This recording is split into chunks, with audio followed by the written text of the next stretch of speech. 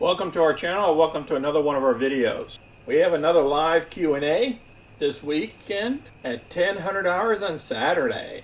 This evening we're going to cover Apple's earnings. As you can see, after hours it went up $5.30, which is a 3.34% return. We're going to go through the numbers. We're going to go through the options. We're going to go through the chart where we think it's heading. Apple reports record earnings of $83 billion amid high inflation. The revenues was $83 billion versus $82.7 billion. The earnings per share was $120 versus $116. The iPhone's revenue $40.7 billion versus $38.9. iPad revenue $7.22 versus $6.9. Mac revenue was a little shy, was $7.4 billion versus $8.4 billion. The wearables were $8.1 billion versus $8.8 billion expected.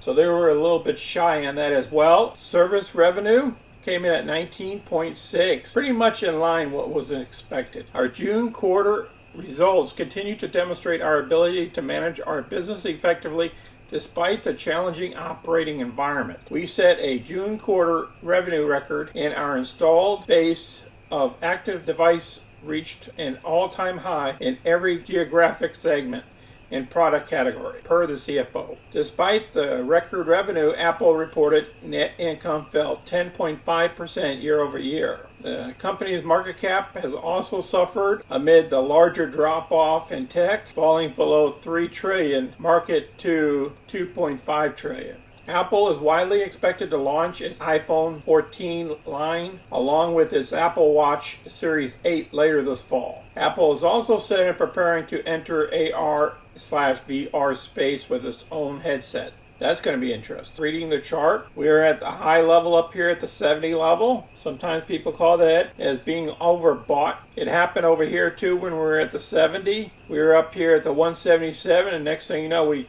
fell. And then once we get down here at the RSI around 30, people start buying back in. You see how this works on the RSI?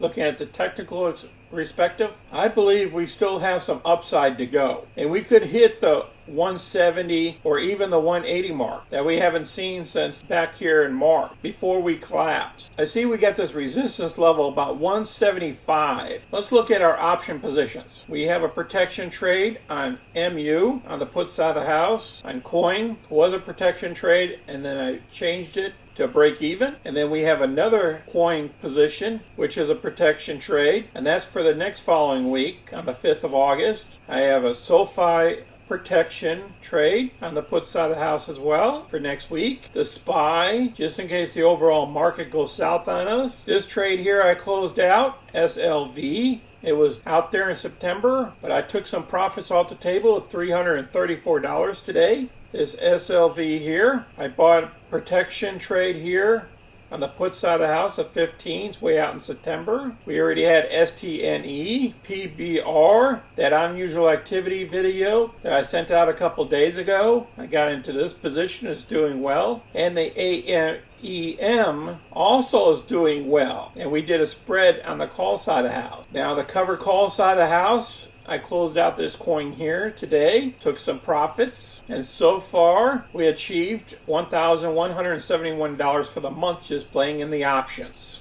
I appreciate everybody watching our video today. If you have any comments, or even share your positions with us down below, or if you want to see a certain stock or something on a video, place that down below. Until next time, folks, be careful out there. This is Sonny. I'm out.